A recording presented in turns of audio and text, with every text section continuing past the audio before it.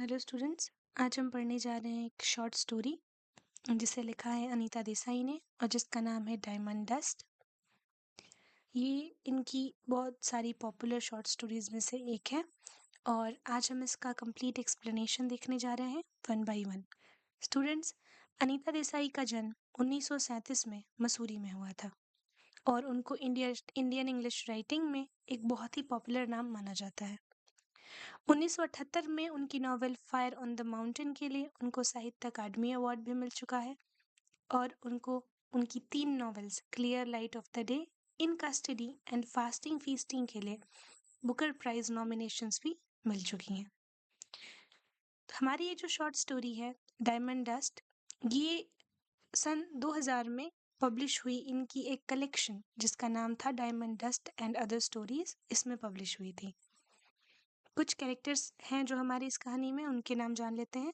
Mister दास जो कि एक रिटायर्ड गवर्नमेंट ऑफिसर हैं, मिसेस दास उनकी पत्नी और उनका पेट डॉग डायमंड। इस कहानी को हम वन बाय वन नरेशन के साथ पढ़ेंगे हिंदी ट्रांसलेशन में। वह कुत्ता मुझे एक दिन मार डालेगा, सच में मार डालेगा, मिसेस दास करा उठी जब डायमंड उस टेबल पर झपटा और मिस्टर दास के लिए पकाया हुआ खाना उठाकर उनके घुटनों से टकराता हुआ भाग निकला। ऐसा एक बार नहीं हुआ था, ऐसा कई बार होता, अक्सर, जिससे वह कई बार दरवाजे से टकरा जाती और ठीक उसी समय जब वह डाकिये से पार्सल लेने जा रही होती, जो वहां डर के मारे खड़ा कांप रहा होता, उस काले बिजली के झटके से खुद को बचाते हुए। डायमंड, तुमने उसका नाम डायमंड क्यों रखा है? वह शैतान है, शैतान, राक्षस है, उसका नाम डेविल रखो, मिसेस दास चिल्लाई जब उन्होंने अपने पोते की एड़ी पर पट्टी बांधी जिसे बस एक गेंद के पीछे भागने पर उस शैतान ने काट लिया था। लेकिन मिस्टर दास के लिए वह डायमंड था और हमेशा से डायमंड ही रहा था। जब से उन्होंने उसे एक छोटे से पिल्ले के रूप में खरीदा था जो किसी अजीब सी नस्ल का था, चपटी नाक वाला और उछलते पंजों के साथ, जैसे दुनिया से लड़ने को तैयार। मिस्टर दास कभी यह समझा नहीं पाए कि उन्होंने उसका नाम डायमंड क्यों रखा। जब दोस्त पूछते तो वह हल्के से हंसकर कहते, हाँ, ब्लैक डायमंड, समझे, काला हीरा। लेकिन जब सीपी विश्वास अपनी पीली दांतों वाली मुस्कान बिखेर कर कहते, अच्छा, कोयला, तो उसका नाम कोयला रखो ना मेरे दोस्त, तब हम सब समझ जाएंगे। तो मिस्टर दास भीतर तक आहत हो जाते। कभी नहीं, वे अपने डायमंड को अपमानित नहीं होने देंगे। अगर उनके परिवार और मित्र यह जान पाते कि वह अपने पिल्ले के लिए मन ही मन क्या क्या नाम सोचते, तो न जाने वो क्या कहते। लेकिन मिस्टर दास खुद हंस पड़ते, थोड़ा लज्जित होकर मगर आंखों में चमक लिए जब वे देखते कि डायमंड का काला फर धूप में कैसे चमकता है, या फिर जब दफ्तर से लौटते हुए वे उसे सबसे पहले पुकारते, डायमंड, मेरे दोस्त। मिसेस दास को तो पहले ही आभास हो चुका था। आखिर उन्होंने मिस्टर दास को तब से जाना था जब वह 14 वर्ष की दुल्हन थी और वह 19 वर्ष के दूल्हे। जब उन्होंने देखा कि उनकी बाहों में एक पिल्ला है जिसे वह अपने पुराने भूरे स्वेटर में लपेटे हुए धीरे धीरे कदम रख रहे हैं ताकि वह जाग न जाए, तो उन्होंने पूछा, अरे ये कौन है? थोड़ा गरम दूध लाओ, ज्यादा नहीं, बस थोड़ा गरम, और कुछ रुई भी लाओ। यह सुनकर वह अवाक उन्हें देखती रह गई, क्योंकि उन्होंने कभी अपने पहले बच्चे या पोते पोतियों के लिए भी इतना ध्यान नहीं दिया था। समय बीतता गया, डायमंड एक गोल चमकदार पिल्ले से एक लड़खड़ाते मोटे ताजे कुत्ते में बदल गया, जो मिसेस दास के चमकदार फर्श पर हर कहीं गंदगी और अपने पैरों के निशान छोड़ देता। धीरे धीरे वह बड़ा हुआ और मिस्टर दास गर्व से उसे पट्टे से बांध के भारती नगर मैदान में टहलाते। बच्चे उसकी प्रशंसा करते, कुछ डरते हुए कहते, अंकल, हमें भी पकड़ने दो ना। लेकिन मिस्टर दास किसी को छूने नहीं देते थे। केवल वह लोधी गार्डन में ही उसे खुला छोड़ते, जहां वह गिलहरियों के पीछे भागता और पेड़ के नीचे बैठ के करुण स्वर में रोता। डायमंड, डायमंड, वे पुकारते और फिर उसके सिर व कानों को सहलाते हुए प्यार से वापस बुलाते। लेकिन कुछ दृश्य ऐसे भी होते थे जब मिस्टर दास की हरकतें उनके दोस्तों को शर्मिंदा कर देती थी। वे उन्हें गुलाब के बगीचे में उस कुत्ते के साथ दौड़ते भागते देखते, मानो किसी बच्चे की तरह खेल रहे हों, जिससे बाकी बुजुर्ग सरकारी अफसर घृणा भरे स्वर में कहते, अरे ये क्या हो गया है दास को? एक सरकारी कर्मचारी को यह शोभा देता है क्या? मिसेस दास के लिए तो यह और कठिन था। क्योंकि वह न सिर्फ दूर से ये सब देखती थी, बल्कि इसी पागलपन के बीच रहती थी। घर में कुत्ते के बाल झाड़ना, उसकी बदबू झेलना, खाना पकाने के बर्तन में उसके लिए मांस तैयार करना, ये सब उनके लिए यातना थी।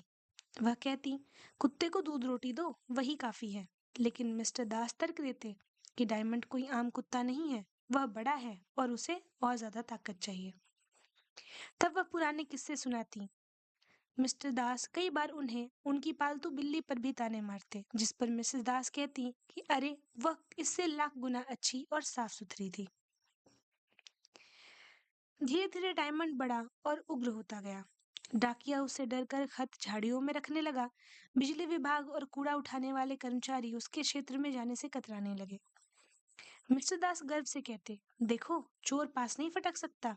लेकिन पड़ोसी कहते, यह चोर नहीं लेकिन आम आदमी को भी खा जाएगा। डायमंड का आतंक इतना बढ़ गया था कि स्कूल जाने वाले बच्चे भी उसे डरने लगे और उनके माता पिता की शिकायतें आने लगी। उन्होंने तो यहाँ तक कह दिया कि अगर तुम्हारे कुत्ते ने हमारे बच्चों को काट लिया तो हम पुलिस को बुलाएंगे। लेकिन फिर भी किसी ने औपचारिक रिपोर्ट नहीं दी, क्योंकि वह सरकारी कॉलोनी थी और उनका आपस में झगड़ा शोभा भी नहीं देता था। एक दिन डायमंड 5 दिन के लिए गायब हो गया। मिस्टर दास सर पर टोपी तक पहने बिना जून की धूप में गलियों में भटकते हुए चिल्लाते रहे। लोगों को उन पर दया आने लगी। बच्चे भी बोले, अंकल हम भी आपके साथ ढूंढेंगे।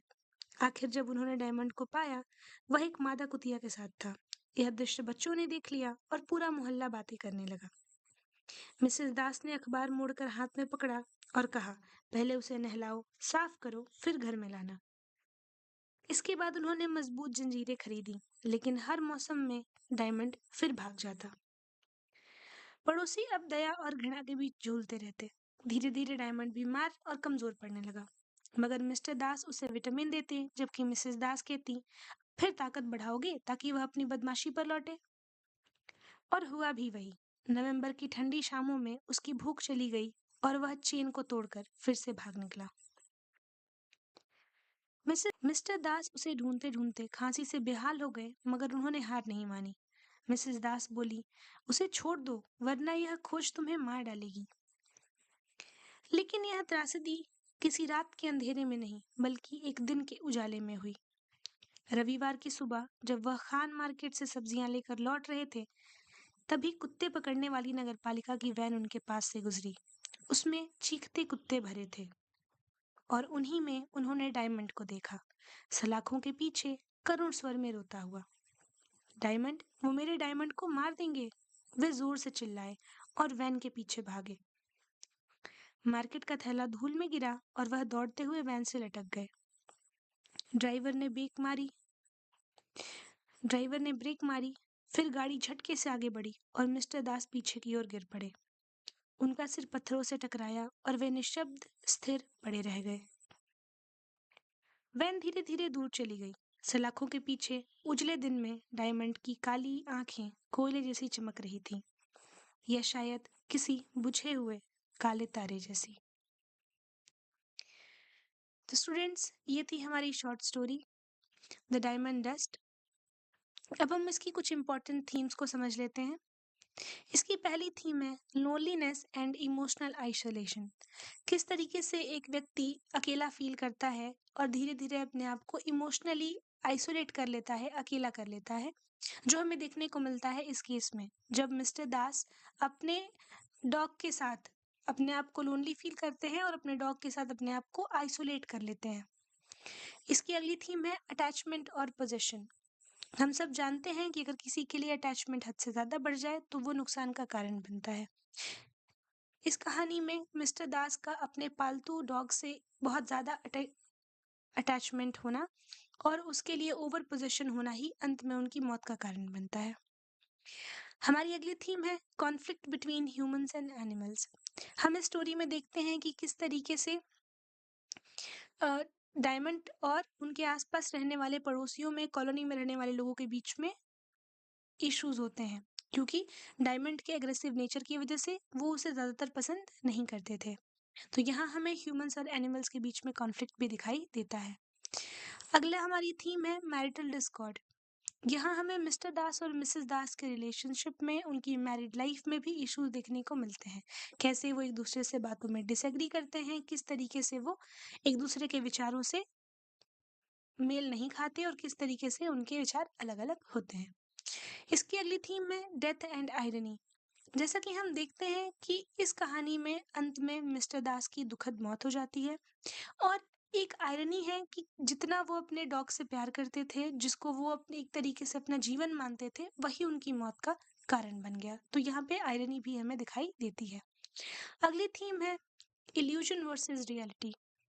हम देखते हैं कि किस तरीके से मिस्टर दास ने अपने डॉग के अराउंड ही अपनी पूरी लाइफ बना रखी थी, जबकि वास्तविकता में वो बाकी लोगों से पूरी तरीके से कट ऑफ हो चुके थे।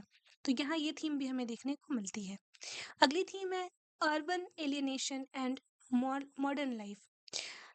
स्टूडेंट्स, अर्बन एलियनेशन का मतलब होता है कि जिस तरीके से शहरों में रहने वाले लोग बाकी लोगों से कट ऑफ हो जाते हैं और वो अपने आप में एक एकाकी जीवन व्यतीत करते हैं, या अपने किसी एक रुचि में ही अपना पूरा संसार ढूंढ लेते हैं। इसको कहते हैं अर्बन एलियनेशन। और यहाँ पे हमें ये देखने को मिलता है किस तरीके से मॉडर्न लाइफ में हर कोई अपने अपने काम में व्यस्त है, किस तरीके से लोग दूसरों पर बहुत ज़्यादा ध्यान नहीं देते, ये हमें यहाँ पे देखने को मिलता है।